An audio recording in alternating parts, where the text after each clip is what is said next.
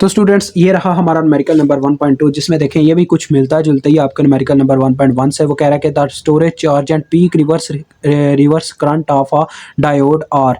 अब देखें इसमें दो चीज़ें उसने दी हैं। पहले नंबर पे QRR यानी कि रिवर्स रिकवरी चार्ज, जो कि हमें 1000 माइक्रोकूलम, यानी कि वो प्रीवियस में जो हम आंसर लाए थे वो यहाँ पे हमें एज अ क्वेश्चन के तौर पे डाटा दिया जा रहा है। उसके बाद जो आगे हमें दिया गया है वो है इसका रिवर्स रिकवरी करंट,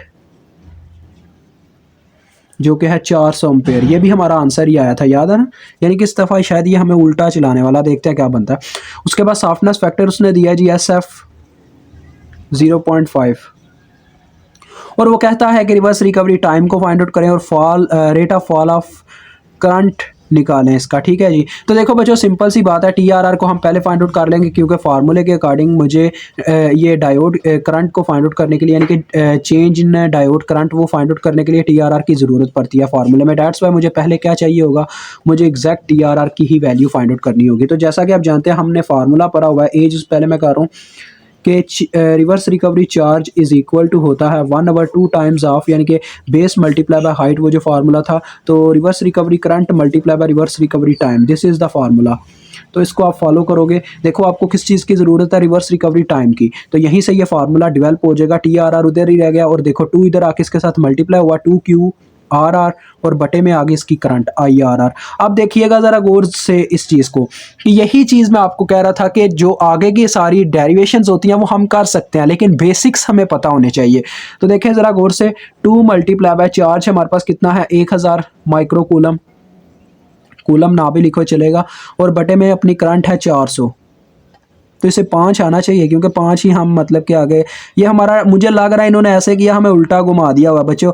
यानी कि जो हम काम आगे करके आए हैं उसका रिवर्स ले रहे हैं। ये जैसे हम वीडियो को रिवर्स कर देते हैं ना, वैसे ये काम कर रहे हैं। तो ये मेरे पास आ रहा है, देखो कितना, 2 0 पहले से गए, 2 5 बार, यानी कि 5 माइक्रो सेकेंड। देखें यही उन्होंने हमें शुरू में रिवर्स रिकवरी टाइम भी दिया था।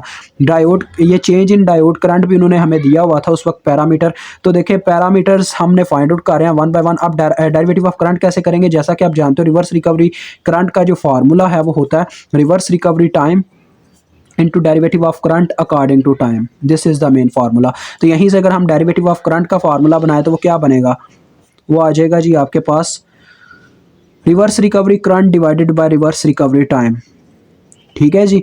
अब यहीं से देखें आप वैल्यूज़ पुट करते हैं, अगर DI/dt क्या आ जाएगा, यहीं पे मैं वैल्यू पुट करता। IRR की कितनी वैल्यू है आपके पास, 400 एम्पेयर, और रिवर्स रिकवरी टाइम आपके पास कितना है, वो आपके पास है 5 micro.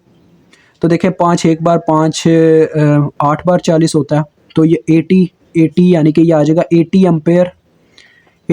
Ampere per micro second. ऐसा ही लिखा था ना उन्होंने प्रीवियस में। देखें बिल्कुल वही चीज़ है बच्चों, कि उन्होंने हमें पूरा इन्वर्स रिएक्शन दिया। जैसे कि हमने आगे क्या किया, आगे हमने इन डाटास के साथ इन चीज़ों को मालूम किया था, एक चार्ज को और एक करंट को। अब हमने चार्ज और करंट की मदद से उन फैक्टर्स को मालूम किया जो पहले हमें दिए गए थे।